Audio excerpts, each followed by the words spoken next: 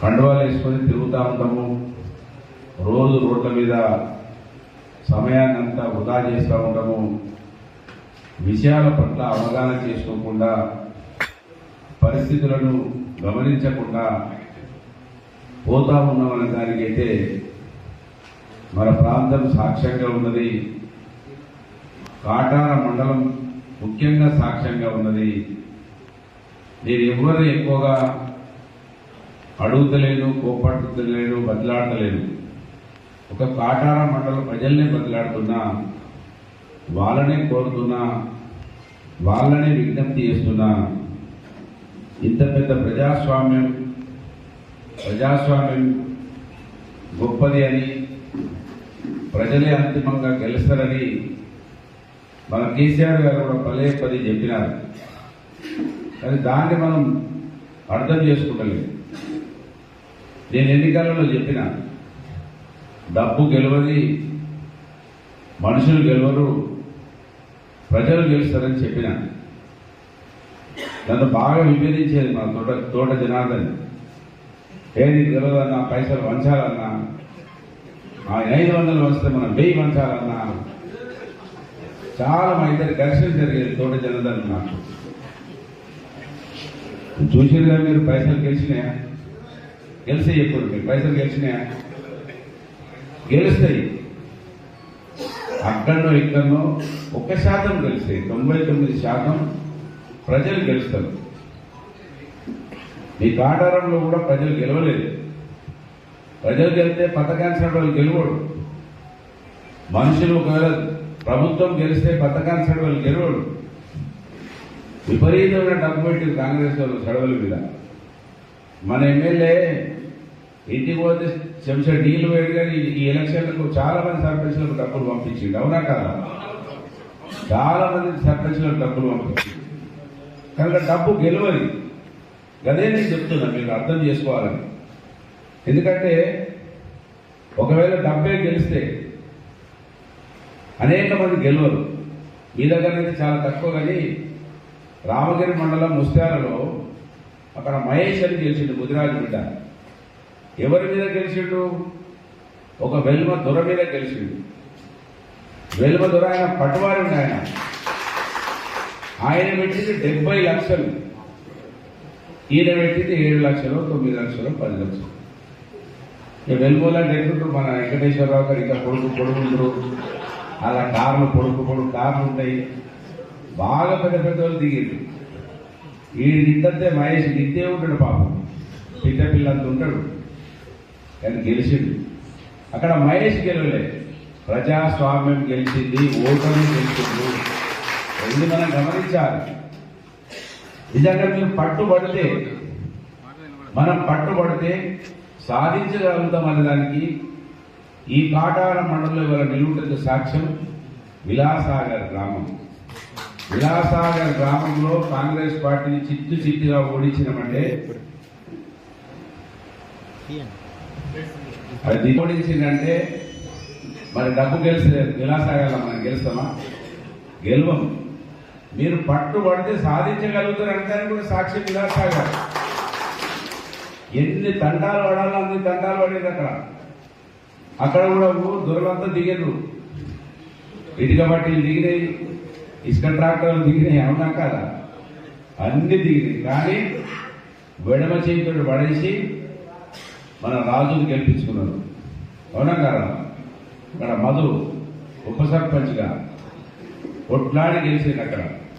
అంటే మనం సూక్ష్మంగా పరిశీలించి ప్రయత్నం చేసి ఓటర్ల నాడిని తెలుసుకొని వాళ్ళని దగ్గరగా అర్థం చేసుకుంటే సాధించగలుగుతామని నేను ఉపన్యాసాల ద్వారా అనేక విషయాలు చెప్తున్నా. మీరేం చేస్తున్నారు? నా దగ్గరికి వచ్చి ఏమైనా చెప్పిపోదామని వస్తున్నారు, వినిపోదామని వస్తలేదు. ఎప్పుడైతే నాది విని మీరు గ్రామాలలో చెప్తారో అప్పుడు మనం సక్సెస్ అయ్యాను. అది గుర్తుపెట్టుకోవాలి మీరు అందరూ. కనుక మీరు సాక్ష్యంగా నిలబడుతున్నారు. అన్నిటికన్నా మించి మన నియోజకవర్గంలో ఉన్నటువంటి కాంగ్రెస్ పార్టీ అభ్యర్థి ఈ మండలానికి సంబంధించినటువంటి ఓట్లతో పదే గెలుస్తా ఉన్నాడని చెప్తున్నాడు. అవునా కాదా? ఈ మండల ప్రజల భిక్షతోటి గెలుస్తా ఉన్నాడు. కానీ ఈ మండలానికి ఏమీ చేస్తలేడు. అది మనం గ్రామ గ్రామాన గడప గడపకు చెప్పాలని మీకు చెప్తున్నా. మీరు చెప్తలేదు, ఇంకా ఆయన అర్థం చేసుకుంటలేదు. మొన్న మేము పల్లెమల మండలంలో కూర్చున్నాం. ఎంత తెలివిగా వాళ్ళు ఉన్నారు, ఎంత మోసపోతున్నాం మనం దానికి ఒకటే నిమిషంలో చెప్పేస్తాను మీకు. పల్లెమలలో కూర్చుంటే మన రాజబాబు ఉన్నాడు. మన రాజబాబు పేరు రాజబాబు, వేగులాడ రాజబాబు. పల్లెమల ఇక్కడ ఎక్కడ ఉంటాడు మనడు రాజబాబు, పాటరంలో ఉంటాడు కదా. రాజబాబు మంచి ఉపన్యాసం ఇచ్చిండు. ప్రజాస్వామ్యం చెప్పిండు, అంబేద్కర్ చెప్పిండు, దుద్దిల శ్రీధరులు ఎంత మోసగాళ్ళు చెప్పిండు, వాళ్ళ నాయన కాంచి మోసం చెప్పిండు, అంత చెప్పిండు. అంత చెప్పి లాజిక్ మర్చిపోయింది. ఏంటిదా లాజిక్? అంత మర్చిపోయి మన కుటుంబాలంటే చాలా గొప్పోడు, ఎంపీటీసీ కానుంచి, జెడ్పీటీసీ కానుంచి, ఎంపీపీ కానుంచి, ఎమ్మెల్యే కానుంచి, జిల్లా పరిషత్ చైర్మన్గా వచ్చిండు, 30 ఏళ్ళు రాజకీయాలలో ఉన్నాడు, చాలా గొప్ప నాయకుడు అని మనం నా గురించి గొప్పగా చెప్పి పంతకాని సమ్మె వచ్చిందట. పంతకాని సమ్మె వచ్చి, అరే శ్రీధర్ బాబు సార్ ఏమన్నాడు తెలుసా, ఓడిపోయిన తెలియదు మహేశ్వరి, ఈ మహేశ్వరి గీడ పనిలేదా, గంట పెద్ద మనిషిని పట్టుకొని తిడుతుందా అని అన్నాడు. అది అయిపోయింది కదా. అంబేద్కర్ వేయండి, ఓటు వేయింది, ప్రజాస్వామ్యం వేయింది, అన్ని వేయింది. ఆ పథకానికి సమయ ఈ మహేశ్వరి చంపుతూ ఆయన దస్తూ మళ్ళీ ఆయనను మాత్రం గొప్పగా దేవుడుగా చూపిస్తున్నాడు. అర్థమైందా మీకు పాయింట్? అర్థమైందా? ఈ నియోజకవర్గంలో కాటార మండలంలో కాంగ్రెస్లో ఉన్న వాళ్ళు కావచ్చు, బయట ఉన్న వాళ్ళు కావచ్చు, కొవ్వొత్తులాగా కరిగిపోతూ వెలుగు ప్రజలకిస్తూ వాళ్ళు కరిగిపోయినట్టుగా కరిగిపోతా ఉన్నారు. ఇక్కడ మహేశ్వరి లంగ చేస్తున్నాడు సమ్మయ్య, కానీ దుద్దిల శ్రీధర్ మాత్రం గొప్పగా చెప్తున్నాడు. అరే రాజబాబు ఇది అర్థం, అమ్మతోడు అర్థం కాలేదన్న నాకు ఈ కథ.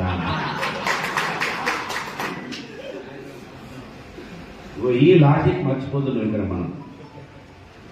మాదేపూర్లో అక్బర్ ఖాన్ సర్పంచ్ నిర్ణయం చేసిండు. గెలిచినాక 2 రోజులకు ఫస్ట్ ఓడిపోడు, గెలిచిన సర్పంచ్ ఇంటికి పోవాలి కదా, ఓడిపోయిన సర్పంచ్ ఇంటికి పోయింది. ఇప్పుడు నేను ఎవరికి సపోర్ట్ చేసినట్టు? అదేదో ముందే ఒక్కరినే వస్తే కాకపోనా?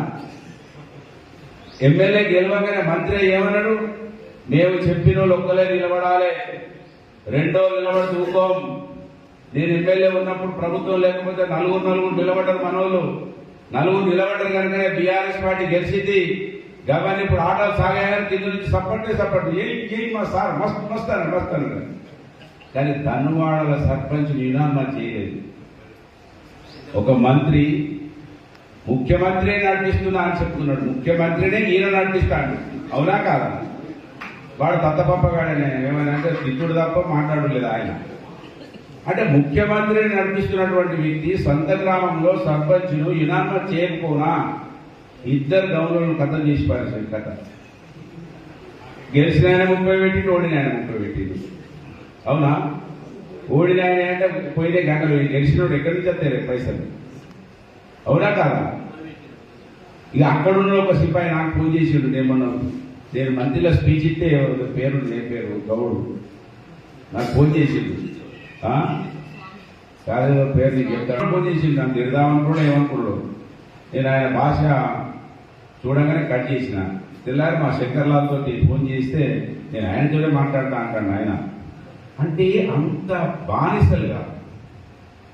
బానిసలుగా ఇంకా వాళ్ళను ఆ గ్రామానికి 24 నెలలైపోయింది, 24 ఇళ్ళు కట్టలేదు, 24 మందికి ఉద్యోగాలు ఇప్పించలేదు. ఇంకెప్పుడు ఇస్తారని అడిగేటువంటి ధైర్యం, అడిగేటువంటి ఆలోచన ఇంకా పెంచుకోకపోగా మొన్న మన శ్రవణ్ వీడియోలో ఆయన నీ ఇంటికి ముగ్గు పోసినట్టు దుద్దిల శ్రీధర్, ఇప్పటి వరకు నీ ఇల్లు కట్టడం స్టార్టే కాలేదంటే నువ్వే నా ఇల్లు గురించి మాట్లాడతాను. మా సార్ పోసేది అదే నాకు సంతోషం, నేను గుడిసెలు ఉన్నా మంచిది అంటాడు. ఇంత బానిసత్వం ఉందని చెప్పి, ఇంతకన్నా బానిసత్వం ఇంకెక్కడ ఉంటుందా? మళ్ళీ ఏమంటాడు శ్రవణ్ తోటి, నాకు ముహూర్తం మంచిలేదు, మరి ముహూర్తం మంచిలేదు ముఖ్యందుకు వచ్చి, అవునా? అంటే ఎంత బానిసత్వంగా ఇక్కడ మనుషులు ఉన్నారు, అలా కాంగ్రెస్ పార్టీలో ఉన్నారనే విషయాన్ని మనం గడపకు చెప్పాలి. మీరు చెప్తే సాధ్యమైతే, మీరు గట్టిగా పట్టుబడితే, మీరు గట్టిగా నిలుచుంటే సాధ్యమైంది. ఈ విషయాన్ని మీరు శ్రద్ధ పెట్టాలి. మా చడవలని చెప్పిండు, అటుగానే వచ్చి నీకు అటు చేయలేదు తెలుసా అనగానే మనం ఈయన తిప్పుకోవడం తిరుగు. ఆయన అన్న లాజిక్ కూడా కరెక్ట్. ఇంకా మనల్ని కొంతమందిని దూరం చేయడానికి చేసే పన్నాగంలో భాగమే అది. ఈ విషయాలను మీరు ఇంకా సూక్ష్మంగా, ఇక్కడ కౌరవ సైన్యం ఉన్నది, పాండవుల సైన్యం ఉన్నది, అక్కడ కౌరవ సైన్యం ఉన్నది. మీరు గెలిచే అవకాశం మీరు తెలివిగా ఆలోచిస్తే మీరే గెలుస్తారు, పాండవులే గెలుస్తారు, కౌరవులు గెలవరు కదా, అవునా కదా? కనుక మీరు దీనికి ఎక్కువ మెదడు పెట్టాలి, దీని మీద ఎక్కువ ఆలోచన చేయాలని మిమ్మల్ని నేను కోరుతా ఉన్నాను. కనుక చాలా విషయాలలో ఇప్పుడు శంకరు చెప్పిండు, నలుగురు చేయబట్టి ఓడిపోయినా చాలా గ్రామాలలో మేము అక్కడ ఇంతకుముందు మాట్లాడితే ఎక్కడ సర్పంచ్ అయినా మహేష్ ఎక్కడ సర్పంచ్ అమ్మా మా సపోర్ట్ చేయలేదు, నాయకుడు ఉండే మోసం చేసిండ్రు, ఎదుటోడు నాకు ఓట్లు వేసిండ్రు, అక్కడి నుంచి ఓట్లు వేసిండ్రు కానీ ఇక్కడి నుంచి ఓట్లు వేయలేదు నాకు అనేది చాలా మంది దగ్గర నుంచి వచ్చే కాంప్లైంట్. దాన్ని నేను 100% విభేదిస్తున్నా, 100% నేను విభేదిస్తున్నా. ఎందుకంటే ఇప్పుడు మన శంకర్ విషయంలో నేను అడిగితే, నేను రాజబాబుని అడిగినా, ఇది ఒక చిన్న క్లారిఫికేషన్ ఇస్తే, ఇక్కడ నేను ఏమేమి ఫస్ట్ టైం ఇస్తున్నా. రాజబాబు ఎవరు, నేను ఎంత చెప్పినా నమ్మలేదు శంకరు, అబద్ధుడు దేవుతోడు పెట్టుకున్నా నమ్మలేదు కనుక నేను డైరెక్టే ఇండిపెండెంట్గా ఎవరికి ఒక వ్యక్తికి చేసిన, అండ్ నేను ఎంత చెప్పినా నన్ను విశ్వసించలేదన్నా అని మొన్న నాకు చెప్పిండు. చాలా జాగాలలో ఏమంటున్నారు అన్న, మనోళ్ళు నాకు ఓట్లేయలే కానీ కాంగ్రెస్ వాళ్ళు ఓట్లేసి అంటున్నారు. నేను కాంగ్రెస్ వాళ్ళు ఓట్లేసి మన వాళ్ళు వేయలేదంటే నేను నిలబడ్డా, నాయకుడు వీళ్ళందరూ ఉన్నారు, నేను వీళ్ళందరినీ నమ్మాలి కూడా. నమ్మకపోతే నమ్మడానికి సుఖం తక్కువ అని అంటారు కదా, నమ్మకుంటే ఏం చేయలేము మనం. వీళ్ళందరూ నాయకుడు ఉన్నారు, వీళ్ళు ఎవరో, వీళ్ళు ఎంతమంది ఉన్నారు, 1 2 3 4 5 6 7 8 9 మంది ఉన్నారు. ఈ 9 మందికి 9 మంది అయితే తప్పు చేయరు కదా, చేస్తారా? 2 3 చేస్తారు, అవునా కదా? ఈ 2 3 తప్పు చేసిన వాళ్ళు ఎవరికి తెలుస్తారు? వీళ్ళకే తెలుస్తారు, మళ్ళీ 9 మంది వాళ్ళకే తెలుస్తారు, అంతేనా కదా? వాళ్ళని ఎవరు ఖండించాలి? వీళ్ళ దాంట్లో మిగిలిన ఈ 5 6 వరే ఖండించాలి, అవునా కదా? లేదు, మీకు తెలుస్తుంది, కార్యకర్తలకు తెలుస్తుంది, కార్యకర్తలే స్పందించాలి. ఎందుకు స్పందించాలి? వీళ్ళ నుంచి సపోజ్ జోడిసి తప్పు చేస్తున్నాడు, వీళ్ళకు తెలిస్తే వీళ్ళు స్పందించాలి, మీకు తెలిస్తే మీరు స్పందించాలి. ఏమని స్పందించాలి? జోడిసినన్నా ఇది మంచి పద్ధతి కాదు, పుట్టమదన్న గెలిస్తే మనం అందరం బతుకుతాం, పుట్టమదన్న గెలిస్తే మన పార్టీ బతుకుతుంది, పుట్టమదన్న గెలిస్తే మనకు మేలు జరుగుతుంది, ఇది న్యాయమా అని నేను అడగాలి. ఎవరు అడగరంట. అడగకుండా ఏం చేశారు? నాకు చెప్తారు, మళ్ళీ చెప్పి మాత్రం మళ్ళీ జోడిసిన నన్ను చెప్తా అంటే మాత్రం నా పేరు చెప్పద్దు, నేనైతే మాత్రం ఏమలా ఎట్లా పుట్టమదుకున్న మైనస్ ఏంటి? ఇప్పుడు ఏదైనా చెప్పుదామంటే వాళ్ళని అడుగుతాడా డైరెక్ట్? మరి అడగకపోతే నేను ఎన్ని రోజులు బీపీ షుగర్ పెంచుకొని ఈయన తీసేస్తాను, ఈయన పెట్టాలి కదా, ఈయన తీసేది ఈయన పెట్టాలి కదా, ఎవరినో ఒక మనిషిని పెట్టాలి కదా, మనం ముందరికి వచ్చి మాట్లాడాలి. కానీ చెప్తా, నువ్వు బీపీ షుగర్ పెంచుకొని సాగు, నువ్వేమో చేస్తావో చెయ్యి. ఇది మన కార్యకర్తలకు ఉండదు. ఎందుకు ఉండదు అంటున్నా అంటే, కార్యకర్తలు ఎప్పుడైతే నీతిగా నిజాయితీగా నాయకులను ఎవరైనా మాట్లాడేది, నాయకులని నికార్సుగా నిలదీస్తారో అప్పుడే మీ పార్టీ బతుకుతుంది, అప్పుడే మీకు అందరికి కూడా అన్నం దొరుకుతుంది. కార్యకర్త గురించి నేను ఇప్పుడు